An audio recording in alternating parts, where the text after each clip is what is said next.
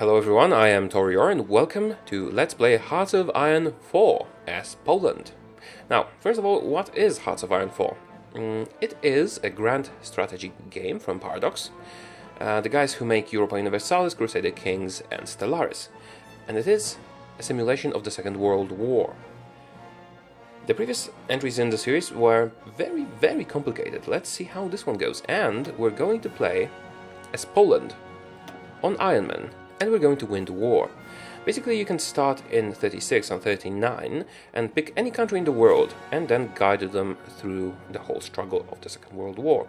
You can get some obvious picks like Germany or the Soviet Union, or you can go for the underdog.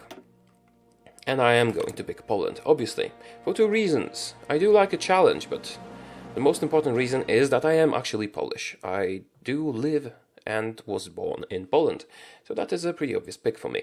I am going to obviously play on Ironman mode. Now, yeah, let's just get into it and guide this little doomed state to greatness.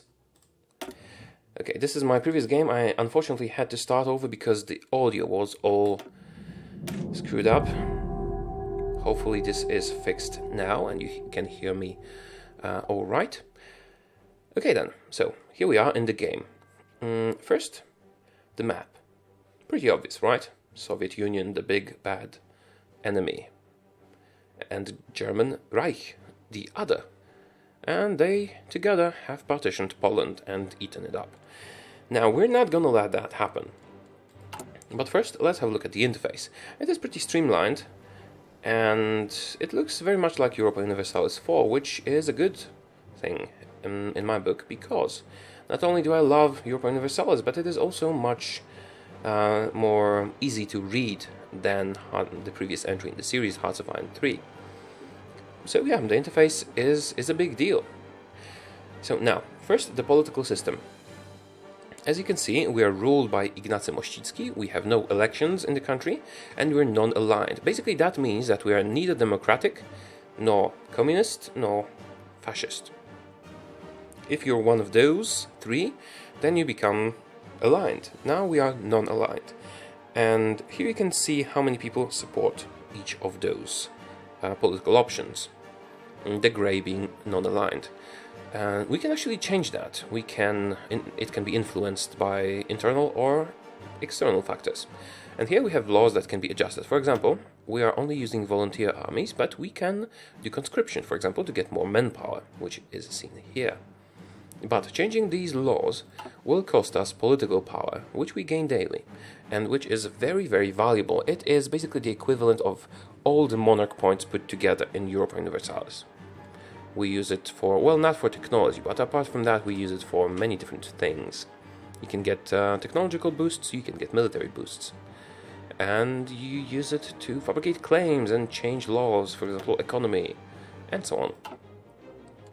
Also to get focuses, and the focus, you can access focus through here, or through this pop-up here, this alert, and those are basically national ideas that you can research for your country. Let's quickly go over them. Those two, Central Region and the 4-year plan, are economic ideas, which are pretty important because of the additional research slots that you can get. We'll get back to that later. Now, prepare for the next war is technology boosts for land warfare, which can be very useful. Those two do the same thing, but for air and naval warfare, which is, well, less useful for me, at least, than the previous ones, especially as a country that is mostly adjacent to others through land and not through sea. And finally, this is a political tree. This is a very important one for Poland. The developers have actually given us some options as Poland. We can go the historical route and remain non-aligned and count on the guarantees of independence from the allied countries, which didn't really work out in history. So we are offered a couple other options. We can go this route, between the seas concept, which will basically create a faction for us. Not Axis, not Allies, not Komintern, but the fourth one, Międzymorze, which means between the seas. This is a very difficult path, because you will have much superior foes. Or we can go international and try to ally ourselves with Britain, try to ally ourselves with the Soviet Union or with Germany. This is also an option. So we have quite a lot of possibilities. And I am going to use my superior diplomatic skill to win the wars and guide Poland to greatness. Now, my regular viewers will know that diplomacy is my favorite thing in those games. So that is how we're going to beat everyone. Okay, now let's go to technology. You have 3 technology slots. We can get up to 5 with the ideas. And the technologies are divided into 4 groups. This is land warfare, naval warfare, this is air, and this is economy. So first, here we have basic boosts to infantry, better weapons and so on. Support battalions, which give us boosts if we attach them to our armies. Tanks, and artillery. This is a doctrine tab, and the land doctrines give bonuses to most of our troops. Because they're just strategy boosts. And we already have trench warfare researched. I'm not sure if everyone starts with that, but it might work out well for Poland.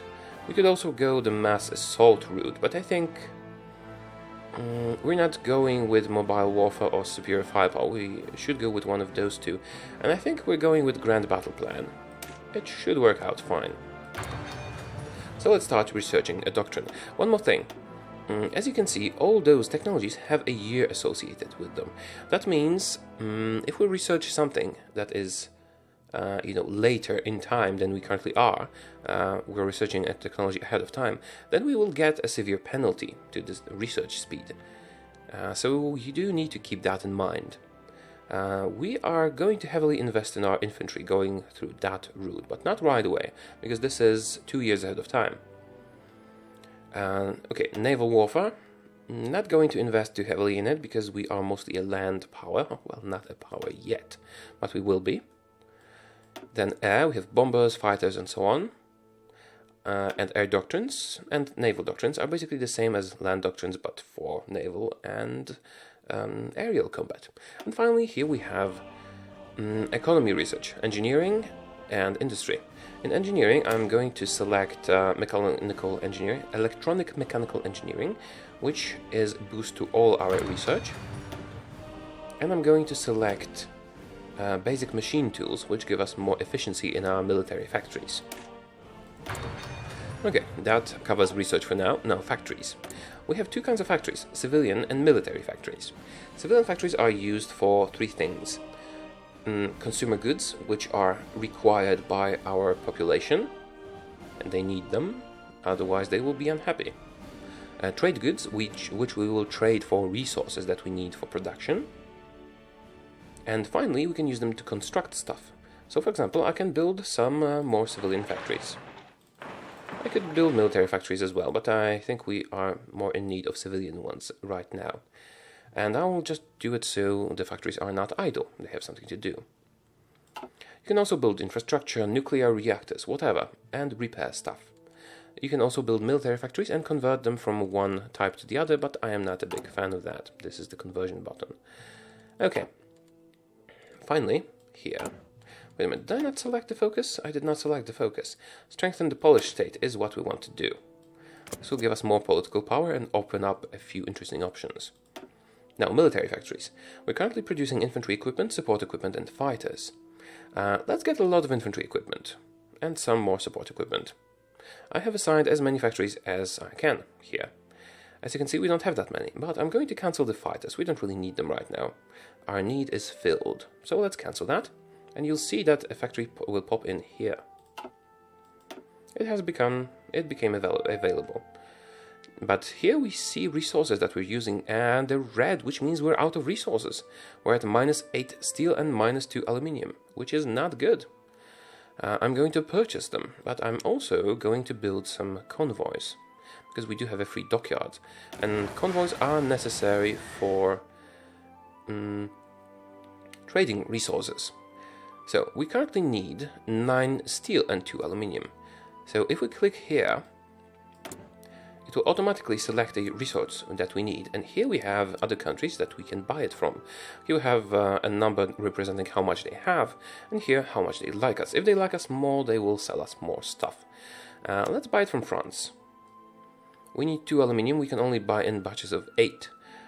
And that will take one of our civilian factories, which means that one of our civilian factories will start producing trade goods and then selling them to France to get enough of aluminium. Let's do that. Now we still need steel, so this is the steel tab. Let's go to United States and buy 16. We need 9. So theoretically I could just buy 8 and just leave the convoys to be built at a slower pace.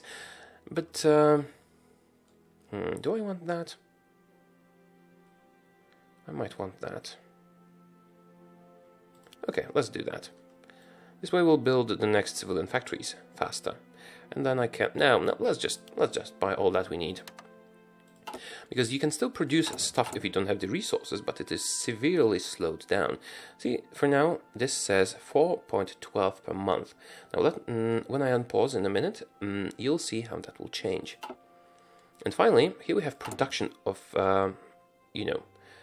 equipment, but here we have production of units, which will be quite useful in a minute. And logistics just shows what resources we have. So, let's get some infantry. I'm going to make too many units of infantry. And I'm going to set them to highest priority. Upgrades to lower, reinforcements to middle. This will build them on repeat. I don't want to build them on repeat, I just want to build them once and deploy them in Lublin, for example. So this will start getting equipment and manpower for them. As you can see, this manpower is automatically filled. Equipment is not yet at least. This manpower is not filled, which means we run out of manpower around unit 17. Here's manpower, but we'll get some more very soon. So this is being produced. Okay, I think we can unpause now. And as you'll see when the time ticks, oh, it has ticked already, the amount produced has increased. Yeah, let's just let them... No, it hasn't yet. It will. When the day ends. Let's increase the speed. See, now it's making much more. Okay, so what I'm going to do is turn off the night and day cycle for now. It looks cool, but it can make you dizzy. Oh, I'll show you. See, on the faster speed. Looks quite cool, right? But it's obstructing the view a little bit too much. We might turn it on later when we're fighting. Also, I can select all my units and assign them to an army. And let's get them a commander. I'm going to select you, Field Marshal Stanisław Kopański. We can also give them generals, but generals can only lead up to 24 divisions, and this is 40 divisions. I don't want to divide them right now, so let's just give them a Field Marshal, and I'm going to exercise them. Basically, they will use up equipment, and they will not be ready for battle, but they will be gaining experience constantly until they reach level 3 in this particular case. So they will be better in combat. Let's train the divisions. As you can see, those divisions here are already being trained. When they get equipment, they start the training tab, and when the training tab gets to about 20%, no, when it reaches what, 20%, yes, then we can deploy them quickly. They will not be ready to fight, but they will be in the field. I mean, they will be ready to fight badly, let's say. But sometimes you're just desperate, or you have a plan, like I do in that case, and I will be deploying them early as soon as I can. And I've set them to highest priority because I want them in the field as soon as possible. I want them there fast. And I'm not really conducting any diplomacy because there's not much to do right now. We have other priorities. Yeah, and when it reaches 20%, we'll be able to deploy it. And you can edit your divisions. You can, let me show you. You can add more units. You can get some support battalions and change unit types. And when more unit types become available, for example, when you research better tanks or artillery.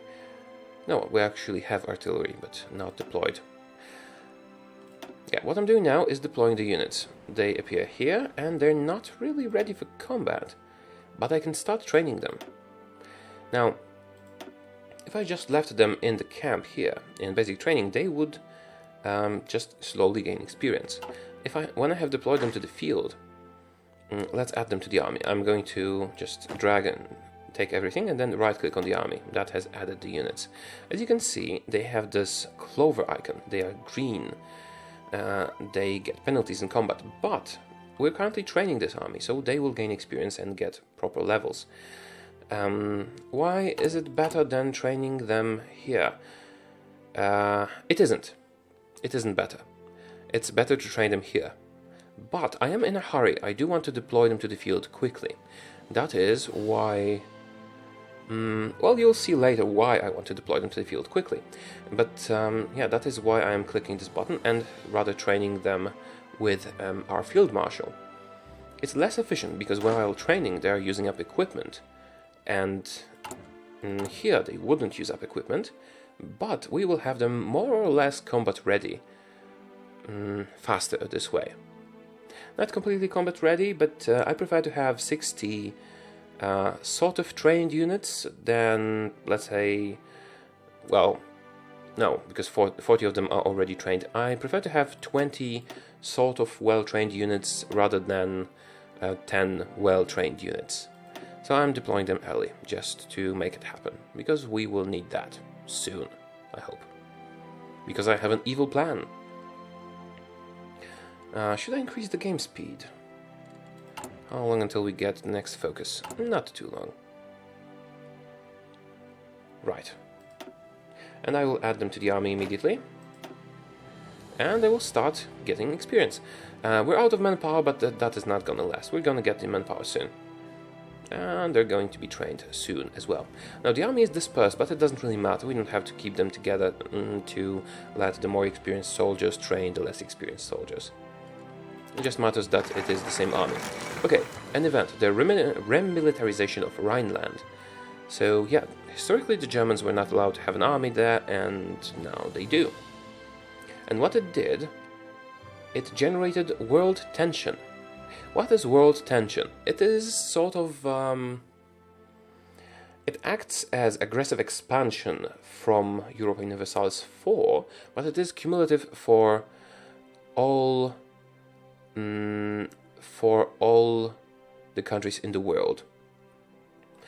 So basically, Germany now increased the world tension. If someone else increases it, if, for example, Japan attacks China, which often happens, the tension will increase further. But it also acts as aggressive expansion because the other countries remember who increased it, and they will become hostile because of that. Also, we have finished our first idea, our first national focus. So let's, yeah, this is worrying, but clicking that automatically unpaused the game. The next thing we're going to research is Polish militarism. It is going to give us 2.5% recruitable population gain. We currently can recruit 1.5%, so it will do more than double our manpower. We'll get a ton of manpower from that, which is perfect, which is exactly what we need. So yeah.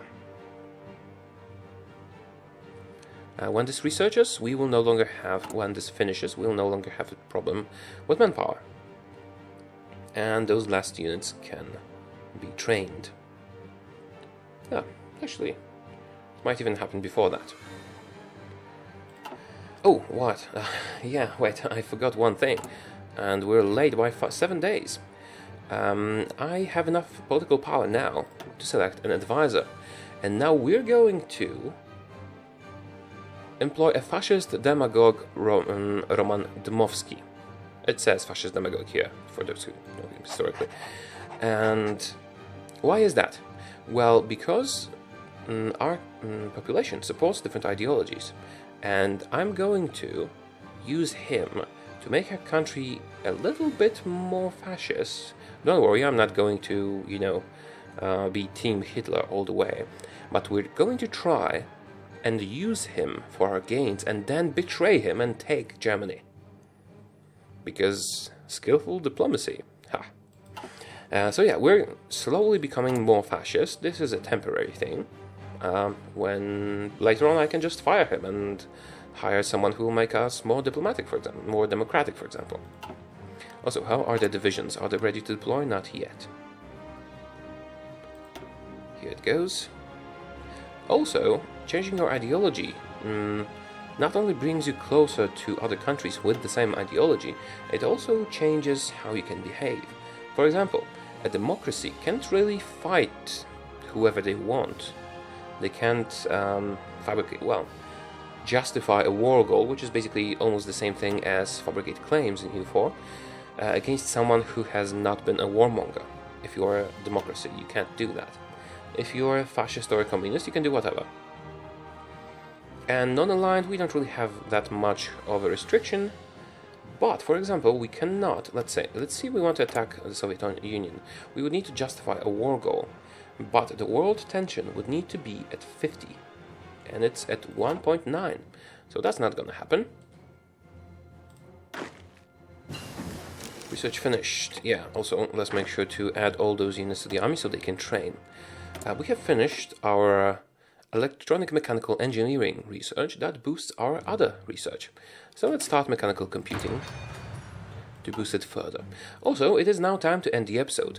I do hope that you enjoyed the video, and if you did, make sure to follow the series, because the next video will be coming out in just a couple of hours, because I really do want to, kick all my enemies' butts quickly.